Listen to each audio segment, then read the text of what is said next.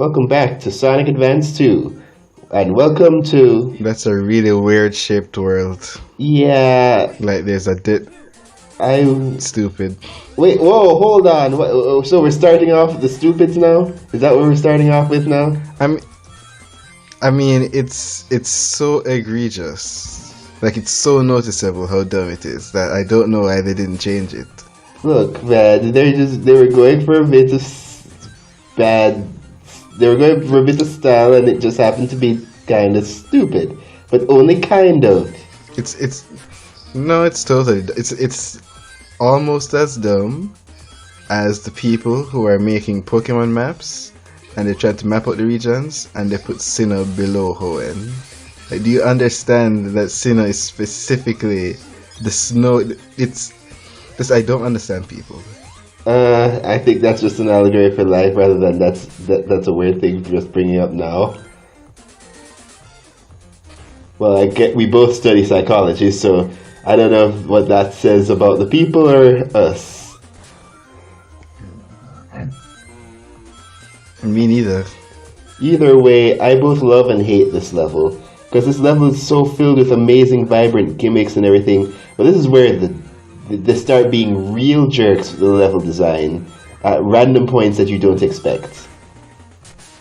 Like, I both love and hate this level. Sounds like you describing the whole game. not the entire game. I still like Sonic Advance 2. It's my favorite of the series, even though Advance 1 just barely doesn't make it. I mean, 3 is definitely the worst. But just with all of this, I hate how every time I'm having fun, there just happens to be a part of the level design that's just completely unfair.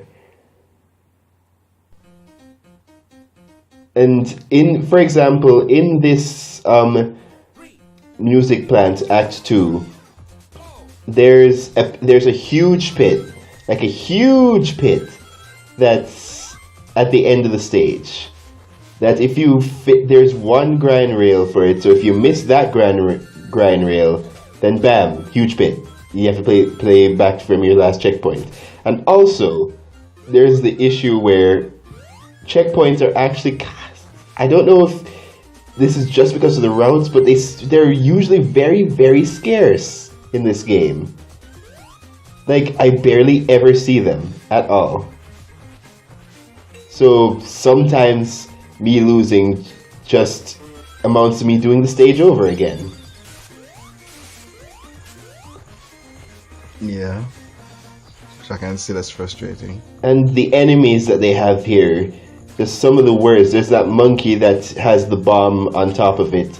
So if you approach it from the top, you get hurt. And sometimes it bounces the ball higher, so if you try to jump over and you don't have great timing, you get hurt. And then there's the toy that has the hammer that goes different ways. Except he flips it way too quickly, and the hammer is huge. So if you don't know it's coming, you are almost certainly getting hit.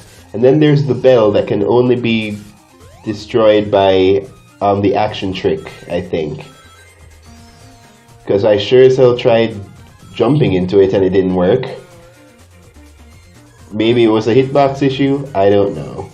But the enemies in this stage are terrible.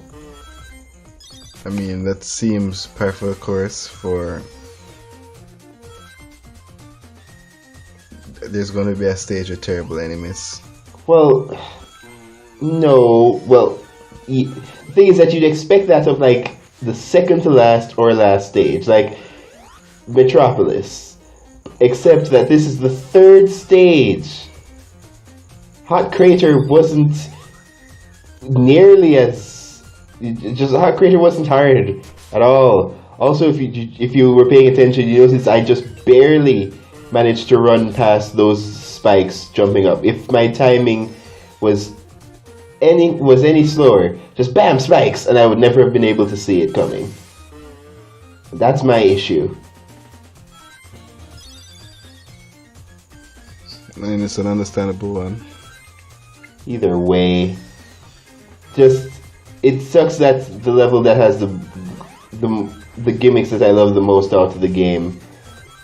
It just happens to be the level that I specifically remember just gave me so much grief as a kid.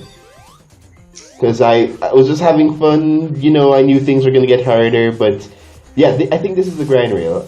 I think this is it. If you miss that grind rail, then you miss going up here, and that's just the end of the stage.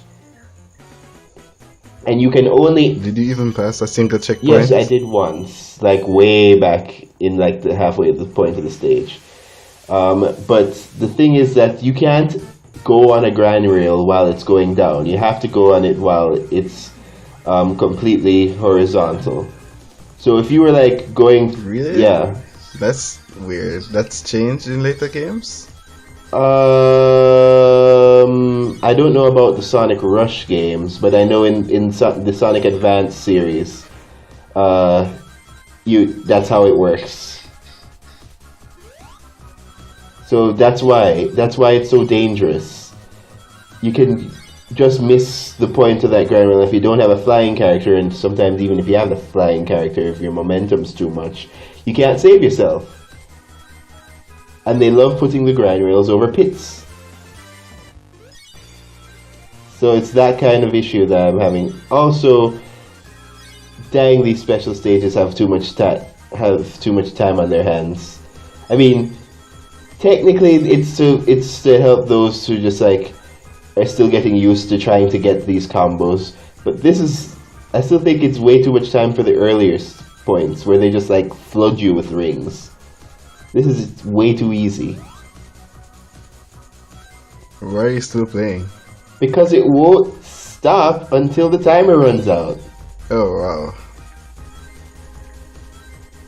And the thing is, I can't just stop moving and just get a sandwich or something, because Zero is trying to attack me and will take away my rings if he hits me. So I have to keep moving. Zero? Yeah. Eggman... Or is it a metaphor? No, Eggman's E-Series robot, Zero. I explained this in the last Sonic Advance video. He chases you throughout the stage here. And he's not really much of a threat. That's what the arrow is pointing at. His location. He's not much of a threat. For some reason, I think that's the first time I've seen that arrow. Okay. Despite the fact that it was centered around the character of the screen.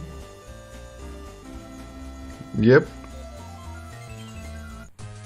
Maybe you need glasses, dude. But either way, that was to show off the emeralds, so I'm now going through the stage proper as Sonic. With all your tips and tricks? Tips and tricks, no. More like I don't have to go a specific way just to get those special rings. I can just play the stage normally. I honestly, I mean, I don't know if I said this earlier. Maybe I said it in the Sonic Advance 1 commentary that we did. But, oh, did you see that bullet that was coming off screen that nearly hit me? Yeah, Jerks. I definitely noticed that. But basically, I think Dimps, who are the level designers here, did this so that people would have excuse to constantly replay the stages, because this is just going through stuff normally. Of course, this is not a long game. Jerks.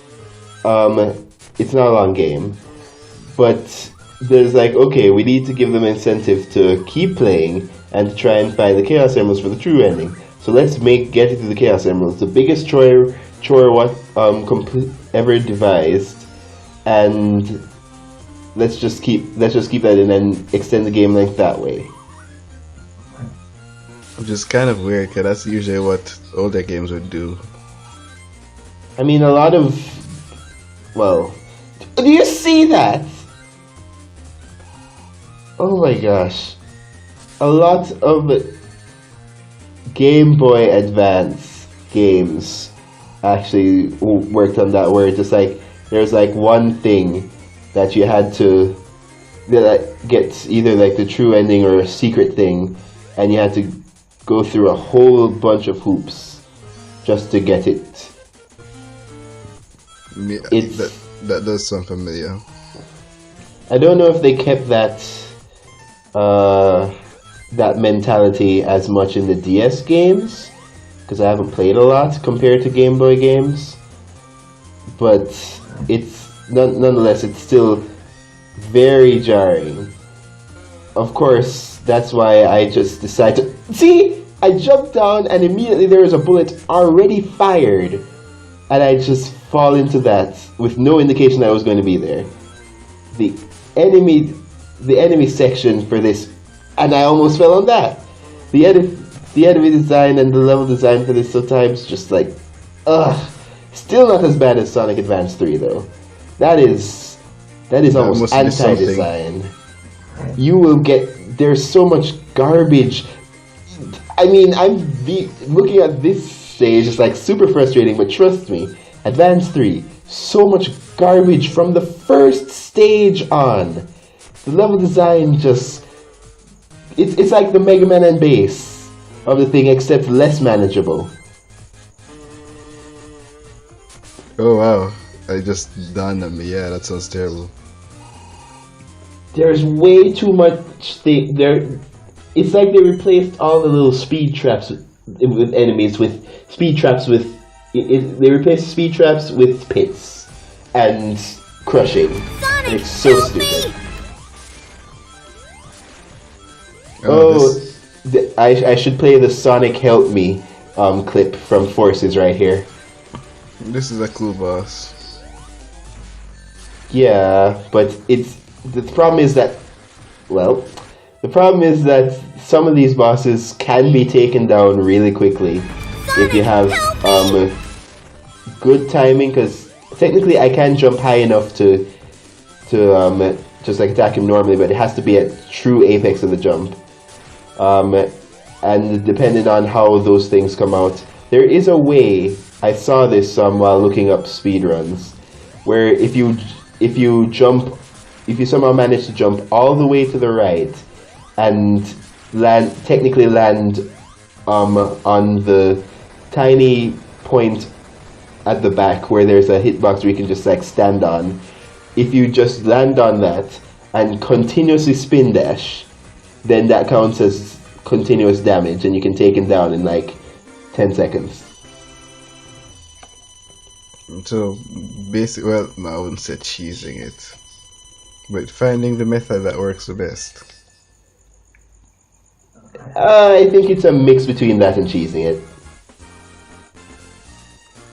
Because it is hard to do, to begin with. But once you do it, you've won. I mean, no, I forgot what I was about to say. So, what's going on here now? Oh, it's just like, Tails like, thanks for saving me, Sonic. It says like, Eggman's up to something. I'll go stop Eggman myself. Bye, Tails. Wait, no, Sonic, please, take me with you. So he's interested in going on the dangerous mission. Yes. But Cream's already done it because she's in the military. 17 seconds.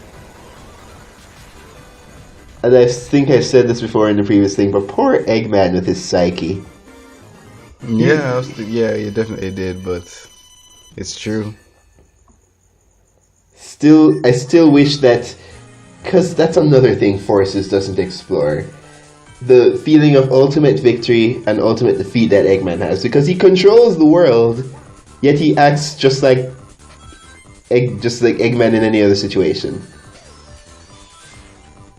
It's just, the story could have just been Eggman starting to control the world, but instead, it's like, oh, Eggman's suddenly actually gaining traction instead of Eggman's controlling everything, and then things would have sort of made sense.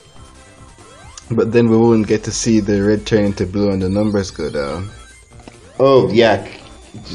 What am I saying? We need to have that. Oh my god, who was riding Forces? Who was doing it? Probably the schmucks who wrote Lost World, I forget. Uh, Maybe it's possible. Like, it's weird. I honestly think that the last good Sonic story was Unleashed. Because Colors is still a good game to play through, but the story. So then, and why don't you go and What was I about to say? I think I was either going to ask you to read to try and fix the story you don't like, or what was I? Oh my goodness! It was just on my mind. Go and play Colors. That doesn't sound right. Oh well. The thing is that technically I did fix the story to my liking, jerks, and that was the whole critical hit thing with Forces. That took forever. But the I problem was with thinking that too. Yeah. the problem with Colors is that it goes. In fact, it is kind of like Forces. And it is kind of. Oh my god, the writers for them really just do have the same problems in different ways. Because the problem with Colors is that it was way too casual and didn't explore a lot of its concepts. And the jokes. And like half of the jokes were like incredibly childish. Like incredibly. Yeah, notoriously. I mean, I still think that they're not as bad as Lost World's jokes, where Sonic and Tails are just 7-year-olds. Oh no, Lost World is the one with the notorious jokes. Yeah, that's what I was saying. Yeah. Colors at least has some things where you're just like, it's so cheesy, but still in the realm of cheesiness that you're just like, I can still enjoy this. But it's the color is not living up to potential because there's a whole thing where Eggman has a mind control beam that he's working on, and he uses it once to try and control Tails, and you think you're gonna get a boss fight against Tails, except that it runs out in the cutscene, and he like makes a master plan against that, but the concept is never truly used again because of one thing. It's like if he bases his entire master plan, we should be seeing things about it. And then with the fact that it's almost felt like a classic Sonic adventure with that they just put cutscenes in. Yeah. And that can work, that's fine, but with the stuff that was happening, I feel that there could have been way more. And then Generations barely had any story whatsoever. I mean, that's why it's like Forces. Once you try to bring classic Sonic into the modern games, you have a terrible story. Well, no, here's the thing. It was cut out. A lot of stuff in Generations was cut out. And that, for example, they have 2 cutscenes where they comment about... I think they comment on Green Hill, and then there's one cutscene where Tails and Sonic are having something in Chemical Plant. But it's all nostalgia based. But after that, no, they don't have any cutscene in the stages ever again. Sans the... Well, when I mean, I'm talking about the normal stages, because of course the bosses are going to have their own cutscenes. But they don't have it again, it just screams cut content. And there's no story other than Eggman... other than there's this giant cosmic force that's eating up time, and Sonic has to run through the stages to fix time, and then get the Chaos Emeralds to beat the cosmic force. And nothing past that. Alright. You're getting the thingies as cream. Yeah, continue. Yeah, and Lost World tries to act like its story is amazingly grand, but doesn't do it right, like at all, because there is firstly, and it's almost like a canon thing, there is no way that the Deadly Six are any sort of threat whatsoever, even in the gameplay where their boss design is god awful, but just like these guys are not threats. And worse, they make them like Saturday morning cartoon villains. And It's like that can work, except that they are so incredibly one-dimensional and given no other room for growth that it just makes them lifeless and boring. It's always a tough balancing act to pretty much give out just enough information so the character is still a mystery, but it's still sympathetic. Not even sympathetic. We didn't need them to be sympathetic. We needed them to just be more. Right. Especially since each of them was a stereotype. And as I said, that can work fine for the tone of the game. Except the tone of the game itself was inconsistent. Just in one point, they're like, they're making incredibly stupid jokes that you'd only see from terrible Canadian cartoons. You know the ones. And then in another thing, you have this huge, incredibly stupidly written drama between Sonic and Tails, which could have worked. It really, truly could have worked. But no, it's just so terribly written. Not only that, but they don't, like, certain concepts are just thrown up and abandoned. It's like, you know how I said in the thing I say that Sonic Forces its story could have been salvaged. Lost World's story could have been salvaged. In fact, maybe later I'll make a critical hit on that. Except that, you know, I'd want for us to actually play Lost World first. I mean, I have it. I just haven't gotten to it. Yeah, well, I'm not playing. Even if I could record the 3DS version, I'm not touching that. But yeah, once I get to recording Lost World, then after that I'll do the critical hit on it. But the story, it's just, you can't. Generations you can make you can make excuses for it, just like it was basically an excuse for the plot. And it's just like that. But with Colors, it was a start of a different type of storytelling, and then you could make the thing of just like, okay, this is their first romp. But then Lost World, where they're trying to go back to having a normal story, but with the same writers who don't know what they're doing, it was just so bad. And that's the thing is that I still say that Unleashed, I think, actually has the best story period out of all Sonic games. People go on like, but what about Adventure 2 and Adventure 1? And I'm like, guys, those things were like incredibly flawed. Like, they were fine, they were epic on certain points, but they were still very flawed. I stand by my opinion that Unleashed was just the pinnacle that we had in terms of Sonic character. Well, I guess Black Knight, but in terms of how they handled Sonic in the world, how they handled Eggman, how they handled just the scope and feeling of the adventure. It was, and no, I did not hate Chip. Chip was fine. And it was just so much better then.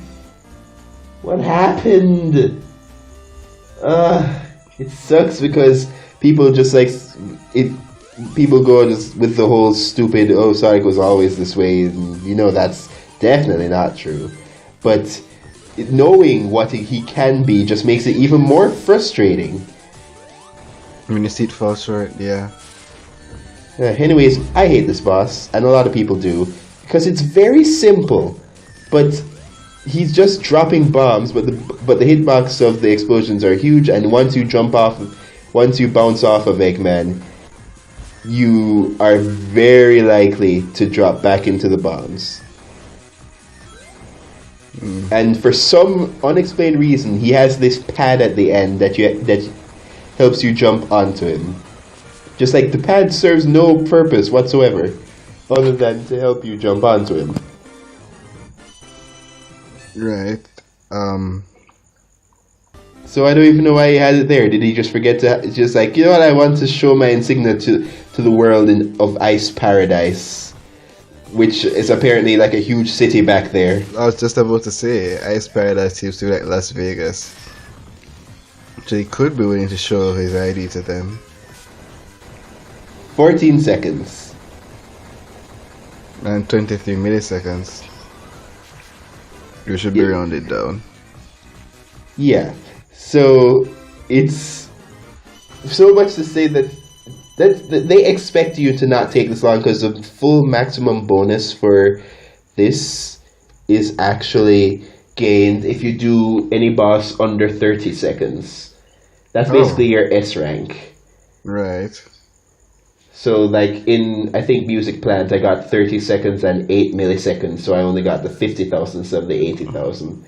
But I maxed out on points with Cream before the game ends. So it doesn't really matter.